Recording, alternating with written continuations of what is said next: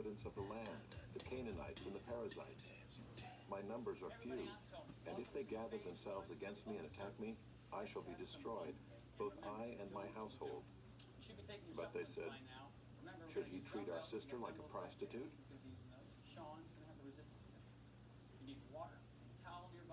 Chapter 35. God said to Jacob, arise, go up to Bethel and dwell there. Make an altar there to the God who appeared to you when you fled from your brother Esau. So Jacob said to his household and to all who were with him, put away the foreign gods that are among you and purify yourselves and change your garments. Then let us arise and go up to Bethel, so that I may make there an altar to the God who answers me in the day of my distress and has been with me wherever I have gone. So they gave to Jacob all the foreign gods that they had, and the rings that were in their ears. Jacob hid them under the terebinth tree that was near Shechem. And as they journeyed, a terror from God fell upon the cities that were around them, so that they did not pursue the sons of Jacob. And Jacob came to Luz, that is Bethel, which is in the land of Canaan, he and all the people who were with him, and there he built an altar and called the place El Bethel, because there God had revealed himself to him when he fled from his brother. And Deborah, Rebekah's nurse, died, and she was buried under an oak below Bethel. So he called its name Allon-Bacuth. God appeared to Jacob again when he came to Paddan-aram, and blessed him. And God said to him, your name is Jacob. No longer shall your name be called Jacob, but Israel shall be your name. So he called his name Israel. And God said to him, I am God Almighty. Be fruitful and multiply. A nation and a company of nations shall come from you, and kings shall come from your own body. The land that I gave to Abraham and Isaac I will give to you, and I will give the land to your offspring after you. Then God went up from him in the place where he had spoken with him. And Jacob set up a pillar in the place where he had spoken with him, a pillar of stone. He poured out a drink offering on it and poured oil on it. So Jacob called the name of the place where God had spoken with him Bethel. Then they journeyed from Bethel. When they were still some distance from Ephrath, Rachel went into labor, and she had hard labor. And when her labor was at its hardest, the midwife said to her, do not fear, for you have another son. And as her soul was departing, for she was dying, she called his name Ben-Oni, but his father called him Benjamin. So Rachel died, and she was buried on the way to Ephrath, that is Bethlehem. And Jacob set up a pillar over her tomb. It is the pillar of Rachel's tomb, which is there to this day. Israel journeyed on and pitched his tent beyond the tower of Eder. While Israel lived in that land, Reuben went and lay with Bilhah, his father's concubine, and Israel heard of it. Now the sons of Jacob were 12. The sons of Leah, Reuben, Jacob's firstborn, Simeon, Levi, Judah, Issachar, and Zebulun. The sons of Rachel, Joseph and Benjamin. The sons of Bilhah, Rachel's servant, Dan and Naphtali. The sons of Zilpah, Leah's servant, Gad and Asher.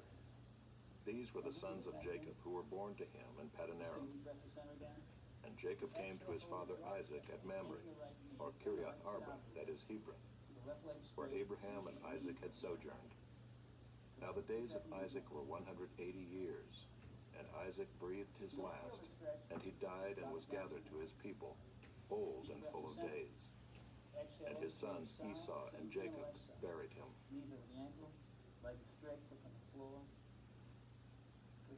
Chapter 36. These are the generations of Esau, that is Edom. Esau took his wives from the Canaanites: Ida the daughter of Elon the Hittite, Aholibamah the daughter of Anah the daughter of Zibeon the Hivite, and Basemath, Ishmael's daughter, the sister of Nebaioth. And Ida bore to Esau Eliphaz. Basemath bore Reuel, and Aholibamah bore Jeush, Jalam, and Korah. These are the sons of Esau who were born to him in the land of Canaan. Then Esau took his wives, his sons, his daughters, and all the members of his household, his livestock, all his beasts, and all his property that he had acquired in the land of Canaan. he went into a land away from his brother Jacob, for their possessions were too great for them to dwell together. The land of their sojournings could not support them because of their livestock. So Esau settled in the hill country of Seir. Esau is Edom. These are the generations of Esau, the father of the Edomites in the hill country of Seir. These are the names of Esau's sons: Eliphaz, the son of Ida, the wife of Esau; Reuel, the son of Basemath, the wife of Esau. The sons of Eliphaz were Teman, Omar, Zepho, Gatam, and Kenaz. Timnah was a concubine of Eliphaz, Esau's son. She bore Amalek to Eliphaz. These are the sons of Ida, Esau's wife. These are the sons of Reuel: Nahath, Zerah, Shammah, and Mizah. These are the sons of Basemath, Esau's wife. These are the sons of Aholibamah, the daughter of Anah, the daughter of Zibeon, Esau's wife. She bore to Esau Jeush, Jalam, and Korah. These are the chiefs of the sons of Esau. The sons of Eliphaz, the firstborn of Esau. The chiefs: Teman, Omar, Zepho, Kenaz, Korah, Gatam, and Amalek. These are the chiefs of Eliphaz in the land of Edom. These are the sons of Ida. These are the sons of Reuel, Esau's son. The chiefs Nahath, Zerah, Shammah, and Mizah. These are the chiefs of Reuel in the land of Edom. These are the sons of Basemath, Esau's wife. These are the sons of Aholibamah, Esau's wife. The chiefs Jeush, Jalam, and Korah. These are the chiefs born of Aholibamah, the daughter of Anah, Esau's wife.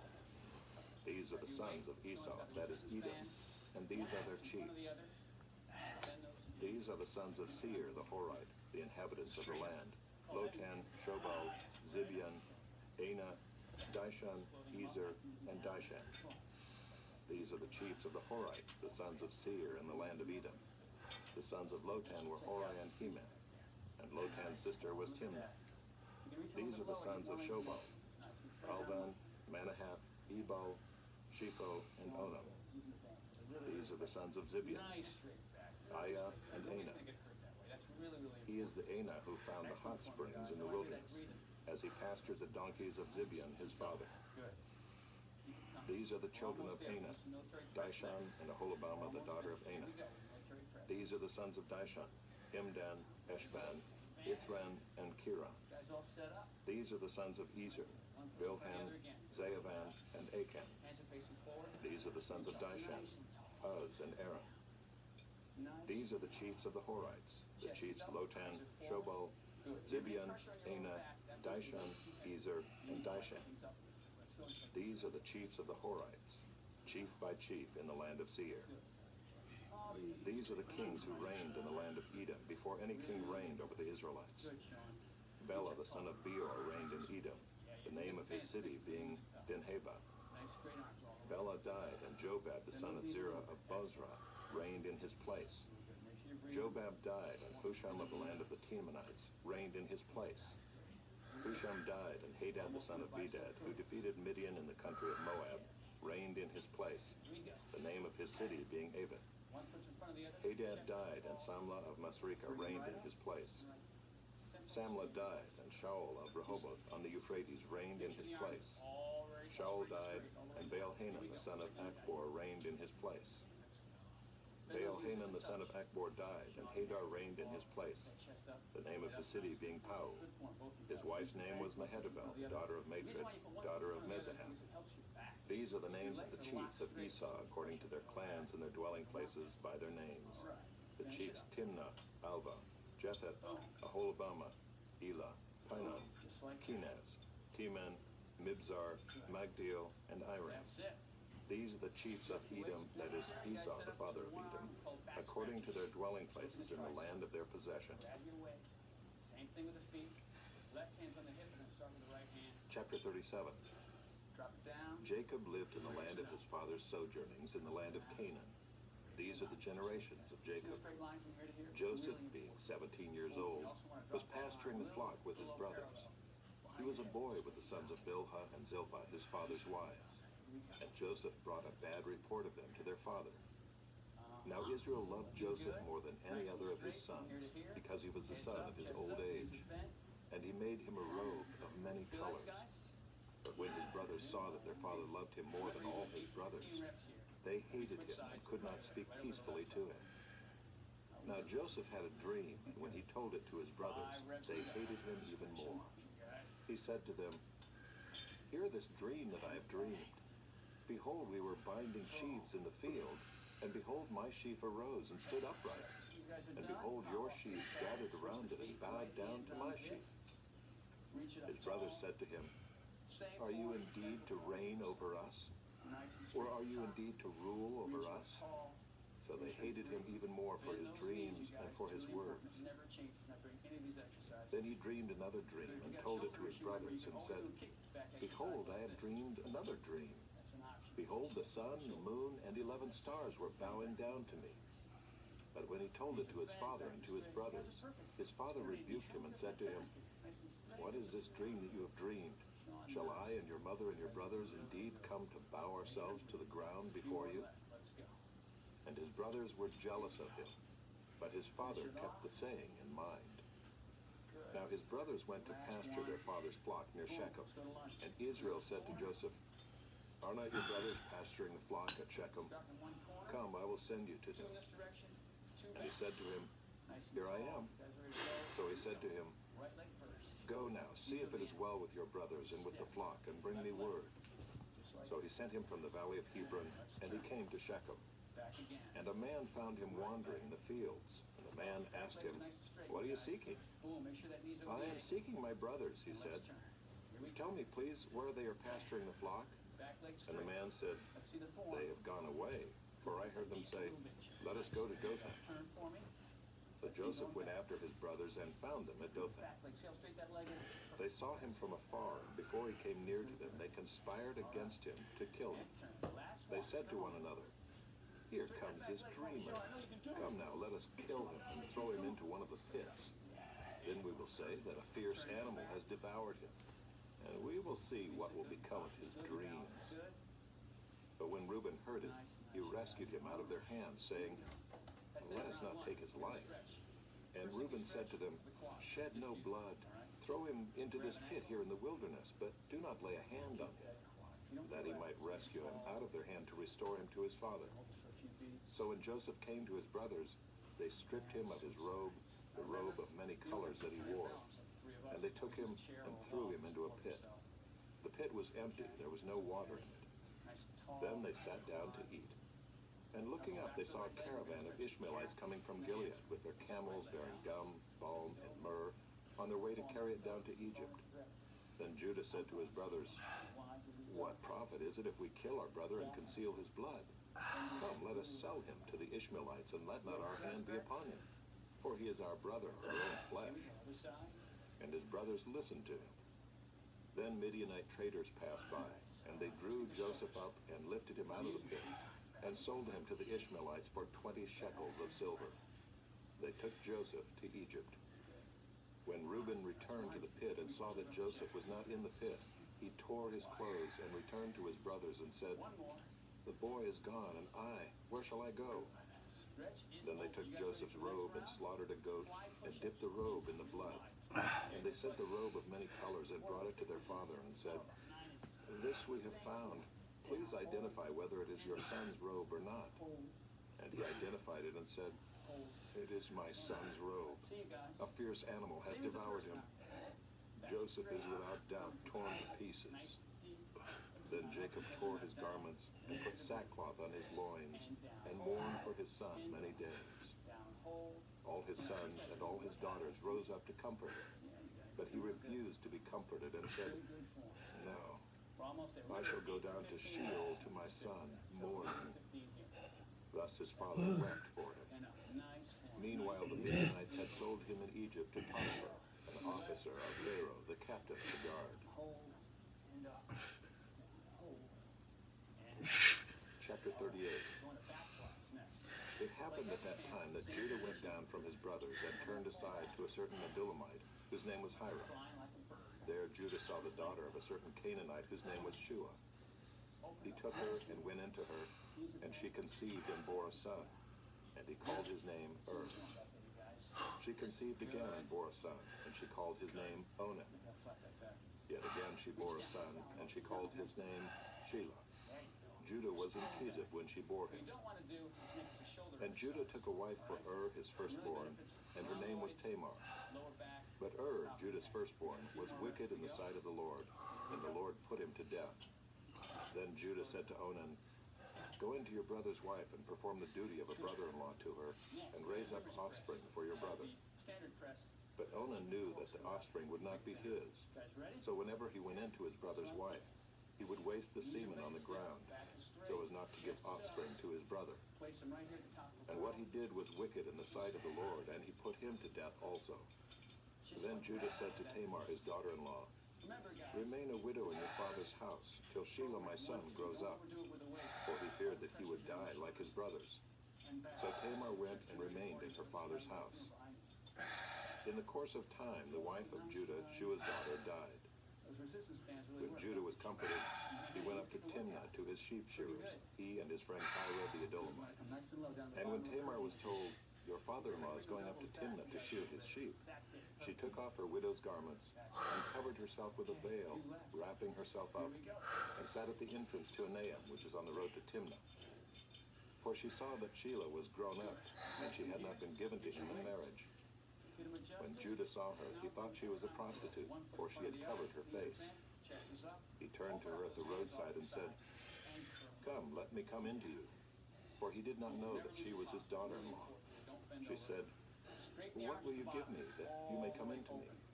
He answered, "I will send you a young goat from the flock." And she said, "If you give me a pledge until you send it." He said, "Well, what pledge shall I give you?" She replied, "Your signet and your cord and your staff that is in your hand."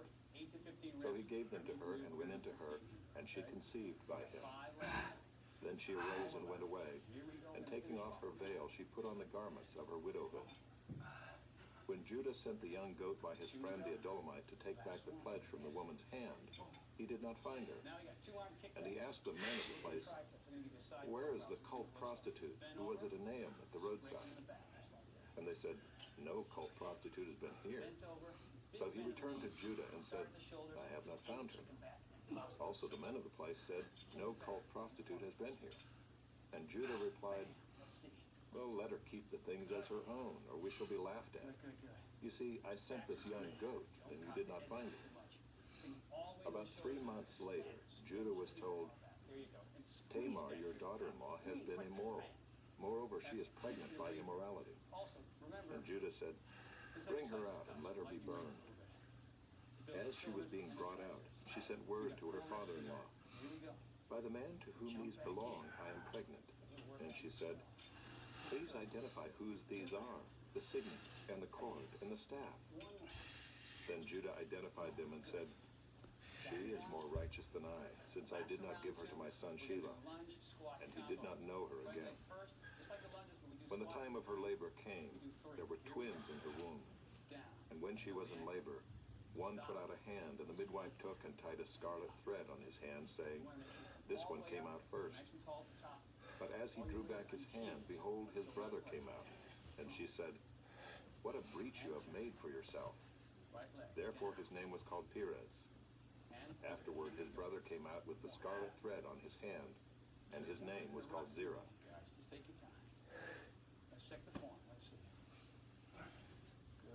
Chapter 39. Now Joseph had been brought down to Egypt, and Potiphar, an officer of Pharaoh, the captain of the guard, an Egyptian, had bought him from the Ishmaelites who had brought him down there. The Lord was with Joseph, and he became a successful man, and he was in the house of his Egyptian master.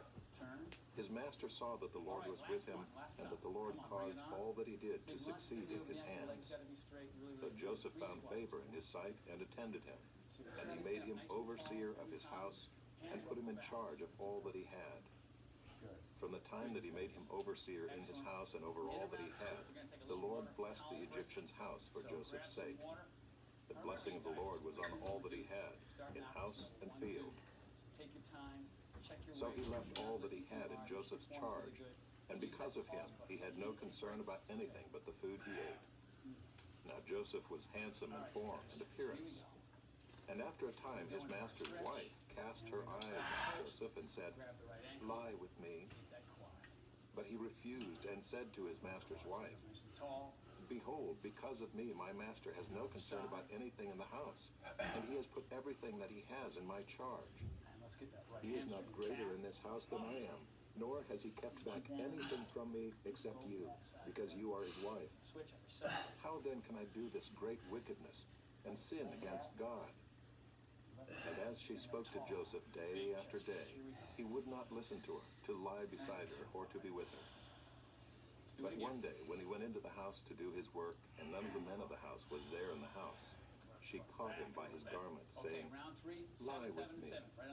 But he left his garment in her hand and fled and got out of the house. And as soon as she saw that he had left his garment in her hand and had fled out of the house, she called to the men of her household and said to them, "See, he has brought among us a Hebrew to laugh at us. He came in to lie with me, and I cried out with a loud voice.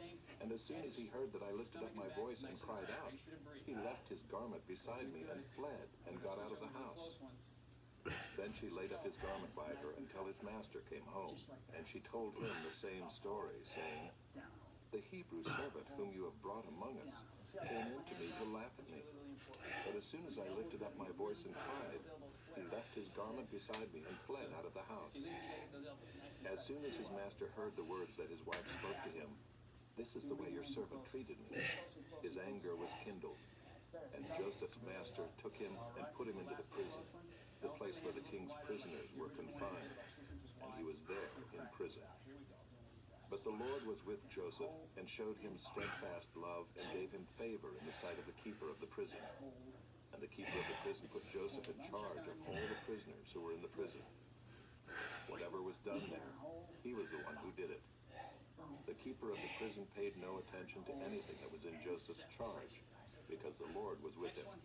And whatever he did, the Lord made it succeed.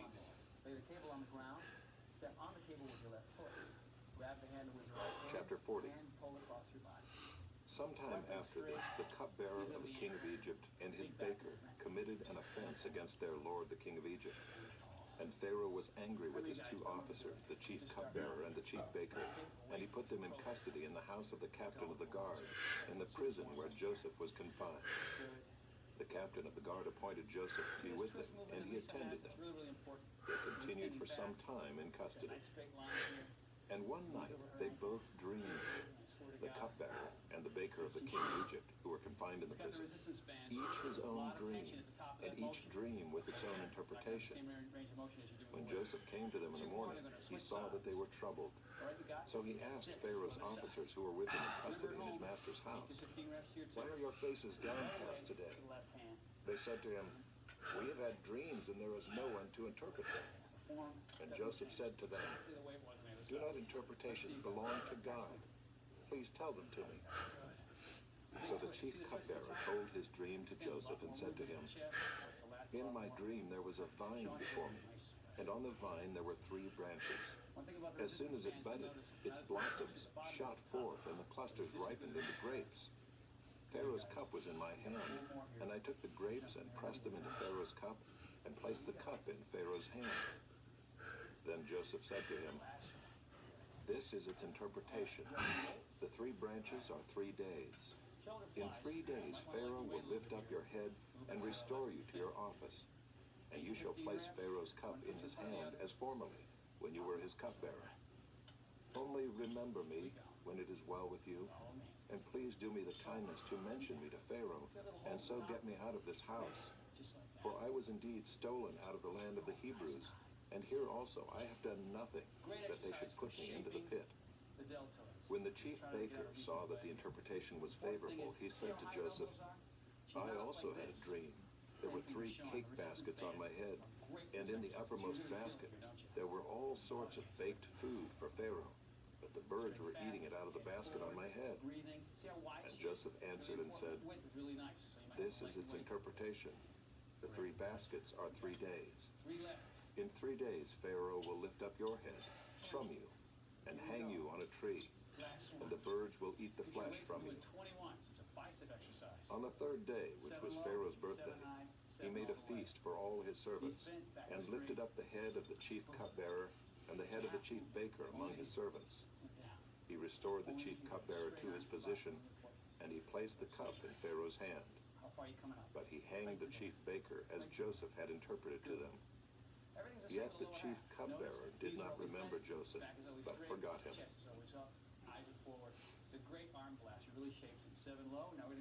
Chapter 41. After 2 whole years, Pharaoh dreamed that he was standing by the Nile. And behold, there came up out of the Nile 7 cows attractive and plump, and they fed in the reed grass. And behold, 7 other cows, ugly and thin, came up out of the Nile after them, and stood by the other cows on the bank of the Nile. And the ugly, thin cows ate up the 7 attractive, plump cows. And Pharaoh awoke. And he fell asleep and dreamed a second time. And behold, 7 ears of grain, plump and good, were growing on one stalk.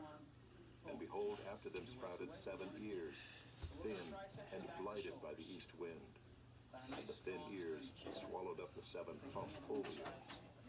And Pharaoh awoke, and behold, it was a dream. So in the morning his spirit was troubled, and he sent and called for all the magicians of Egypt and all its wise men. Pharaoh told them his dreams, but there was none who could interpret them to Pharaoh. Then the chief cupbearer said to Pharaoh, I remember my offenses today, when Pharaoh was angry with his servants and put me and the chief baker in custody in the house of the captain of the guard. We dreamed on the same night, he and I, each having a dream with its own interpretation. A young Hebrew was there with us, a servant of the captain of the guard. When we told him, he interpreted our dreams to us, giving an interpretation to each man according to his dream. And as he interpreted to us, so it came about. I was restored to my office, and the baker was hanged. Then Pharaoh sent and called Joseph, and they quickly brought him out of the pit. And when he had shaved himself and changed his clothes, he came in before Pharaoh. And Pharaoh said to Joseph, I have had a dream, and there is no one who can interpret it. I've heard it said of you that when you hear a dream, you can interpret it. Joseph answered Pharaoh, It is not in me. God will give Pharaoh a favorable answer. Then Pharaoh said to Joseph, Behold, in my dream I was standing on the banks of the Nile. 7 cows, plump and attractive, came up out of the Nile and fed in the reed grass. 7 other cows came up after them, poor and very ugly and thin, such as I had never seen in all the land of Egypt. And the thin, ugly cows ate up the first 7 plump cows. But when they had eaten them, no one would have known that they had eaten them, for they were still as ugly as at the beginning. Then I awoke.